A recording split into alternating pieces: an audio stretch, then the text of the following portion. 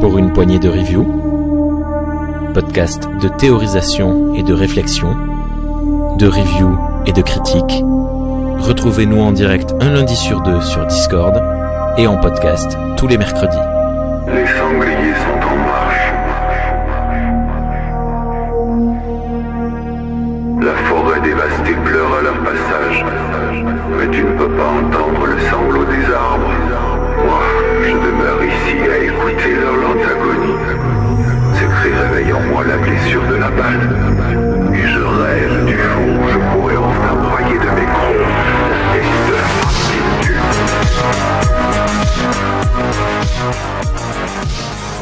Bonjour tout le monde et bienvenue dans cette toute petite émission de Pour une poignée de review, le podcast à review thématique et de réflexion. J'ai envie aujourd'hui de vous parler d'une petite analyse que j'ai réalisée. Je profite d'un moment de solitude pour vous partager un truc assez rigolo. Alors aujourd'hui, je voulais vous parler du musicien Roggweiler. Alors il n'y a pas énormément d'infos à propos de Roggweiler, si ce n'est que son pseudo vient d'un jeu de mots un peu pourri entre Rock, le catcheur, et Rottweiler, le chien, le Roggweiler, voilà. Mais on sait également de lui que c'est un joueur de EVE Online, dont le véritable nom est Marcus Dickinson. Marcus Dickinson est un très gros joueur de EVE Online, et il tient un blog dont vous avez le lien dans la description. Il faut savoir que EVE, en fait, a une grande adaptabilité à ses joueurs et joueuses.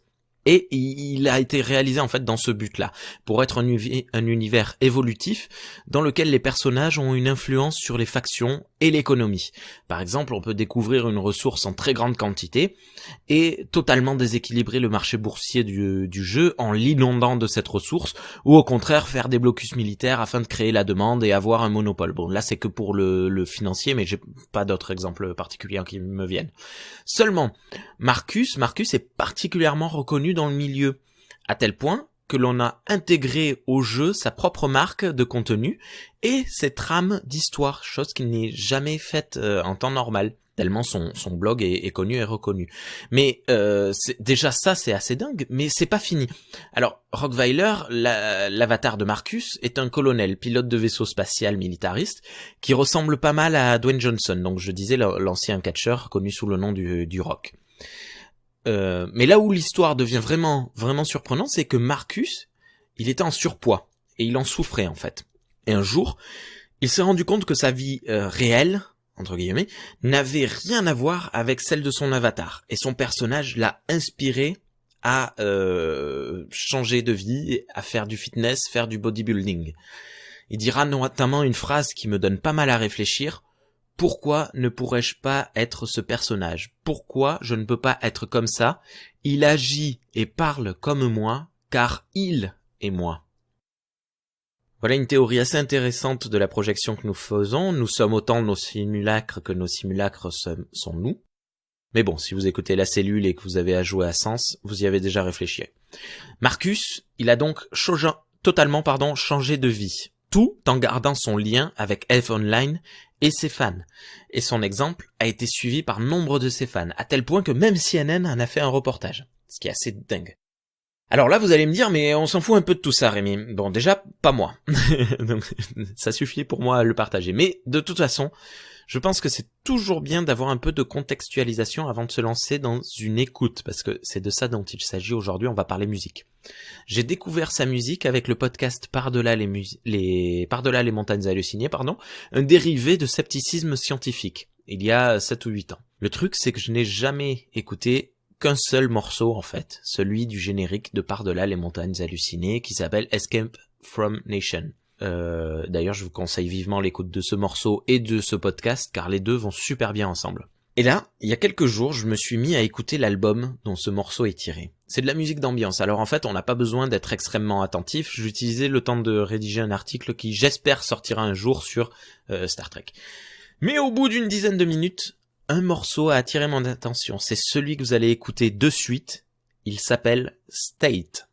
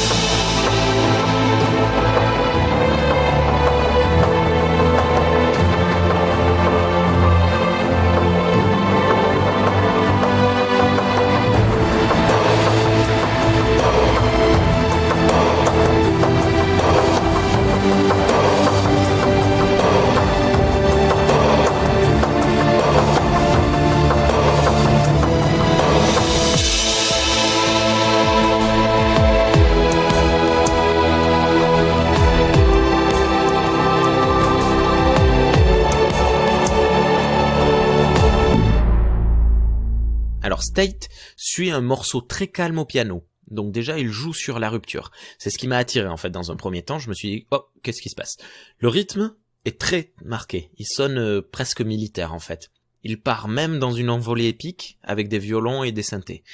Et à ce moment-là, je me suis dit, mais punaise, pourquoi une chanson qui s'appelle State, en français on peut traduire ça par État, dans le sens pays, est aussi militarisée? En jetant vite fait un œil au titre des chansons qui allaient arriver par la suite, ma curiosité l'a emporté. Le morceau suivant s'appelle Federation, et je vous invite à l'écouter.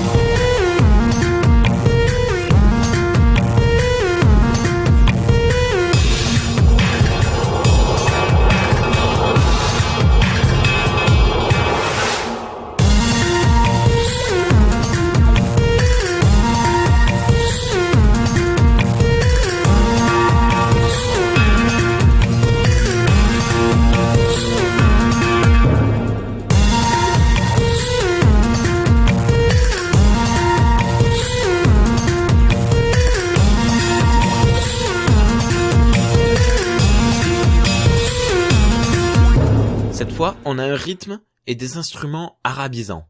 C'est déjà assez surprenant car dans l'imaginaire un peu collectif, un peu populaire, le mot fédération sonne vraiment plutôt occidental. Mais en soi, c'est pas bien grave, c'est pas bien important parce que justement, si on se base sur la fédération de Star Trek, c'est très uni, ça unit plein de cultures différentes, donc c'est pas si surprenant et c'est plutôt positif au contraire. Mais ce qui m'a réellement surpris, ce sont les bruits de fond, fantomatiques, chaotiques, stridents par moments. Pourquoi est-ce que la fédération, qui sous-entend une union, serait chaotique? Alors là, vous allez me dire une fois de plus, ouais mais Rémi, t'es trop influencé par Star Trek, gna gna gna gna gna gna. Ce à quoi je vous répondrai, gna gna gna gna gna, c'est pas une argumentation, mais surtout je vous répondrai la définition de fédération que l'on trouve sur Wikipédia, groupement en une seule de plusieurs sociétés visant un but commun. Donc non, le chaos n'a pas sa place ici. On peut avoir une légère dissonance de temps en temps, mais pas le chaos. C'est pas fini. Le morceau suivant est dans l'imaginaire populaire la réussite à accomplir par un peuple. Le but à atteindre si on veut frôler du doigt l'égalité entre les humains. Quand je parle d'imaginaire populaire dans cette phrase, entendez d'après les Américains. Voilà. Le morceau s'appelle République.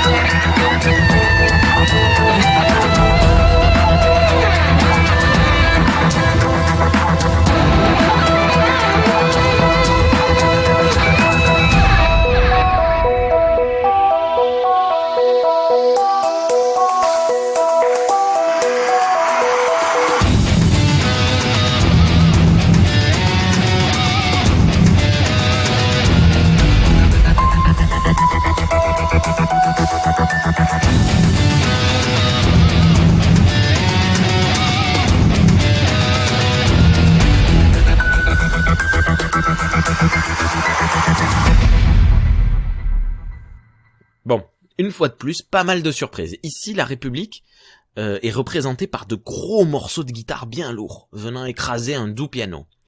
On a droit tout le long à une guitare soliste hyper épique, rappelant le hard rock et les groupes comme Manowar par exemple, ou Steve Vai. Dans la dernière partie, les guitares sont hyper lourdes, et elles ajoutent en plus un effet de distorsion assez malaisant, qui apporte à la touche finale un message du genre « Attention les gars, la République c'est moi, et mon flingue ». Durant l'écoute de ces 3 premiers morceaux, je me suis dit « Ok, Roggweiler a un truc à dire sur la manière dont s'organisent les humains, et visiblement, c'est pas positif. L'État, les fédérations et la République en prennent pour leur grade. » J'ai bien hâte d'écouter le prochain morceau, parce qu'il s'appelle « Empire ».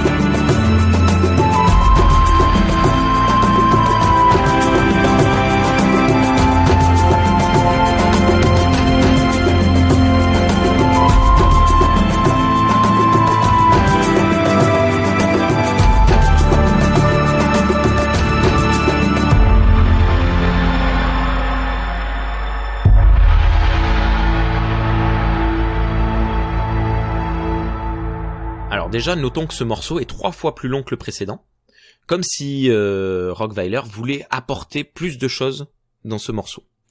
Alors on commence par une flûte de Pan, synonyme de paix et de calme dans la culture pop, et on enchaîne avec un rythme de tambour et de djembé, mais qui ne sonne pas du tout guerrier, plutôt lyrique, j'aurais envie de dire.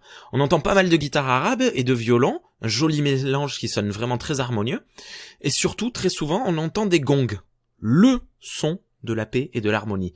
La paix et l'harmonie dans un empire. Vous vous foutez ma gueule ?